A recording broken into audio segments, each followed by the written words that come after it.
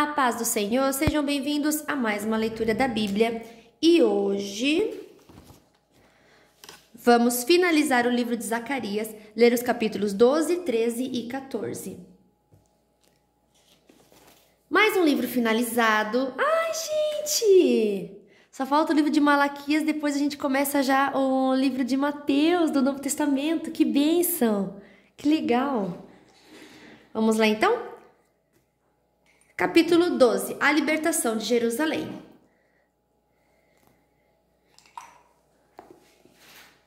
Esta é uma mensagem de Deus, o Senhor, a respeito do povo de Israel. O Senhor, que estendeu os céus, firmou a terra e deu vida a todos, diz: Eu vou fazer com que Jerusalém seja como um copo de vinho para todos os povos vizinhos. Eles beberão e ficarão bêbados. Quando eles atacarem Jerusalém, atacarão também as outras cidades de Judá. Mas naquele dia eu farei com que Jerusalém seja como uma pedra pesada para todos os povos. Quem tentar levantá-la ficará gravemente ferido. E todas as nações do mundo se juntarão para atacar a cidade de Jerusalém. Mas naquele dia farei com que os cavalos fiquem assustados e com que os soldados da cavalaria fiquem loucos.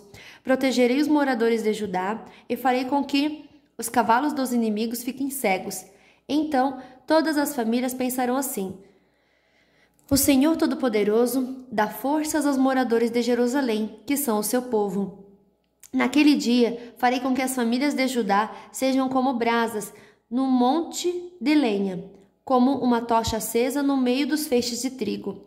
Elas destruirão todas as nações que estão ao seu redor, e o povo de Jerusalém viverá seguro na cidade. Eu, o Senhor, darei a vitória primeiro aos exércitos de Judá, a fim de que a honra que os descendentes de Davi e os moradores de Jerusalém vão receber não seja maior do que a honra que será dada aos outros moradores de Judá. Naquele dia, eu protegerei os moradores de Jerusalém. Os mais fracos entre eles serão tão fortes como o rei Davi, e os descendentes de Davi irão na frente deles como o anjo do Senhor, como o próprio Deus. Naquele dia, destruirei qualquer nação que atacar Jerusalém. Naquele dia, espalharei o espírito de bondade e de oração sobre os descendentes de Davi e sobre os outros moradores de Jerusalém.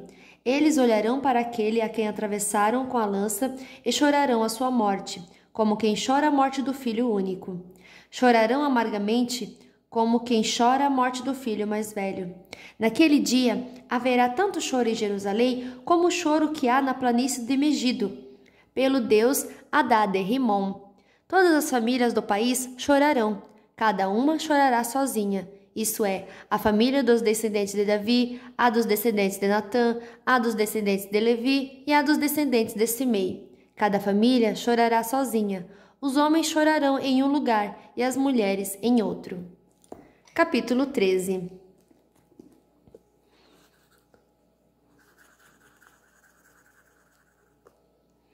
Naquele dia haverá uma fonte jorrando água, e ali os descendentes de Davi e os outros moradores de Jerusalém poderão se lavar de todos os pecados e de todas as impurezas.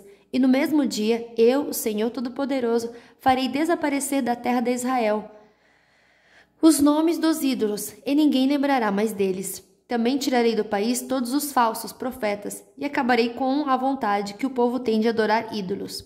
Quando alguém quiser fazer profecias, os próprios pais lhe dirão: Você vai morrer, pois está dizendo que as suas mentiras são mensagens de Deus, o Senhor. E os pais matarão o filho à espada quando ele estiver bancando o profeta. Naquele dia, qualquer um que profetizar terá vergonha da sua visão. Ninguém vestirá uma capa de peles de animais para fingir que é profeta. Pelo contrário, cada um dirá: Eu não sou profeta, sou lavrador. Desde criança trabalho na roça. E se alguém perguntar: Que ferimentos são esses no seu peito? Ele responderá: São os ferimentos que recebi na casa dos meus amigos. A ordem para matar o pastor. O Senhor Todo-Poderoso diz: Levante-se, espada, e ataque o meu pastor. Ataque o meu ajudante, mate o pastor, e as ovelhas serão espalhadas. E eu mesmo atacarei os carneirinhos. Dos moradores de Israel, 2/3 morrerão, só 1/3 sobrará com vida. E estes que sobrarem eu farei passar pelo fogo. Eu os purificarei como se purifica a prata, e os refinarei como se refina o ouro. Aí eles orarão a mim, e eu os atenderei. Direi: Vocês são o meu povo. E eles responderão: O Senhor é o nosso Deus. Capítulo 14. O Senhor, o Rei do mundo.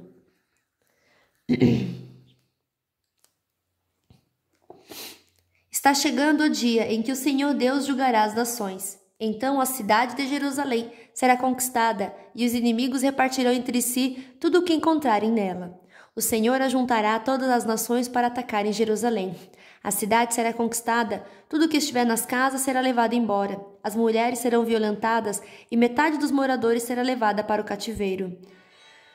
Os outros poderão ficar em Jerusalém. Depois o Senhor sairá para lutar contra essas nações, como já lutou no passado. Naquele dia, ele ficará de pé no Monte das Oliveiras, a leste de Jerusalém. Então, um grande vale, que correrá do leste para o oeste, dividirá o Monte das Oliveiras em dois. Metade do monte se afastará para o norte, e a outra metade para o sul. Vocês fugirão da cidade por esse vale, que irá até Azal. Fugirão como os antepassados de vocês fugiram, quando houve um terremoto no tempo do reinado de Uzias, rei de Judá. Então o Senhor meu Deus virá com todos os seus anjos. Daquele dia em diante não fará mais frio, nem haverá geada, e não haverá mais escuridão. Haverá somente dia, pois o sol continuará a brilhar a noite inteira. Mas só o Senhor Deus sabe quando é que aquele dia vai chegar.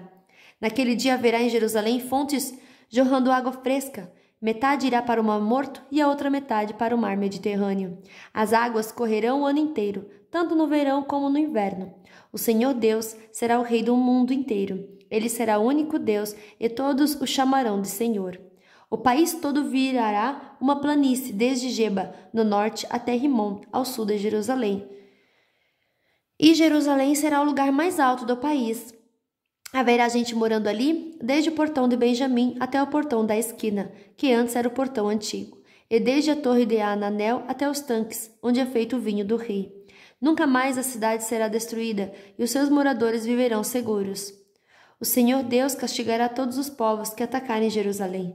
Ele mandará uma praga que fará a carne deles apodrecer, estando eles ainda vivos. Até os olhos e a língua apodrecerão. Naquele dia o Senhor fará com que eles fiquem tão confusos e assustados que cada um agarrará a pessoa que estiver ao seu lado e a atacará. Até os homens de Judá lutarão contra Jerusalém. Serão levadas embora todas as riquezas das nações vizinhas, isto é, grandes quantidades de ouro, prata e roupa. E a mesma praga que Deus vai mandar contra as pessoas vai atacar também os animais dos inimigos, isto é, os cavalos, as mulas, os camelos e os jumentos. O Senhor será adorado em Jerusalém. Depois disso, todos os que sobrarem das nações que lutarem contra Jerusalém irão uma vez por ano até lá a fim de adorar o Senhor Todo-Poderoso, como rei e para comemorar a festa das barracas. Se uma nação não for adorar o rei, o Senhor Todo-Poderoso, então não cairá chuva naquele país. Se os egípcios não forem até Jerusalém para comemorar a festa das barracas, o Senhor Deus os castigará com a mesma praga que vai mandar sobre as outras nações. Este será o castigo que Deus vai mandar sobre o Egito e sobre qualquer outra nação que não for até Jerusalém para comemorar a festa das barracas. Naquele dia, até nos sininhos das rédeas dos cavalos será escrito isso: separado para o Senhor. E as panelas do templo serão tão sagradas como as bacias que estão em frente do altar. Em Jerusalém e em Judá, todas as panelas serão separadas para o Senhor Todo-Poderoso. Quando alguém for ao templo para oferecer um sacrifício a Deus, essa pessoa usará suas panelas para cozinhar a carne que será oferecida.